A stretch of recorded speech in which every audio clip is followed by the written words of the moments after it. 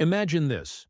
A pope orders the rotting corpse of his predecessor dug up from its grave, dressed in full papal robes, and placed on trial.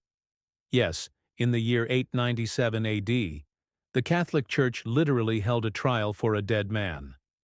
This macabre event is known to history as the Cadaver Synod, one of the strangest and darkest moments in the history of the papacy.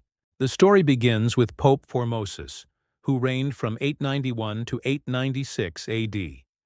Formosus had a turbulent career. Before becoming pope, he was the bishop of Porto, near Rome, and had been accused of ambition and political interference. He had powerful enemies in both the church and among European nobles, especially within the House of Spoleto, a ruling family in Italy. When Formosus died in April 896, the political situation in Rome was chaotic. His immediate successor, Pope Boniface VI, died after only 15 days. Then came Pope Stephen VI, a man placed in power by the very Spoleto faction that hated Formosus. And this is where history takes a truly disturbing turn. In January 897, Pope Stephen ordered Formosus's corpse exhumed from its tomb in St. Peter's Basilica. The decaying body was dressed in full papal regalia, the robes, the mitre, the gloves, and propped up on a throne inside the basilica. An actual synod, or church trial, was convened, attended by bishops and cardinals. A deacon was appointed to speak on behalf of the corpse, answering questions as though the dead pope were alive. The charges?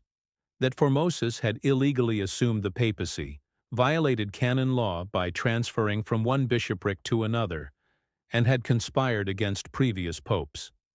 Stephen VI screamed accusations at the lifeless body, while witnesses and clergy watched in horror. The trial ended predictably. The court found the dead pope guilty.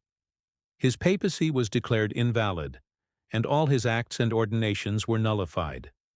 Then, in a grotesque display of vengeance, his corpse was stripped of its vestments. The 3 fingers of blessing were cut off, and the body was dragged through the streets of Rome before being thrown into the Tiber River. But the story doesn't end there. The people of Rome were horrified. Rumors spread that the river spat the body back onto its banks, a divine sign of innocence. Public outrage exploded. Pope Stephen VI was imprisoned and later strangled to death in that same year, 897. Soon after, a new pope, Theodore II, had Formosus's body recovered and reburied with honor in St. Peter's Basilica.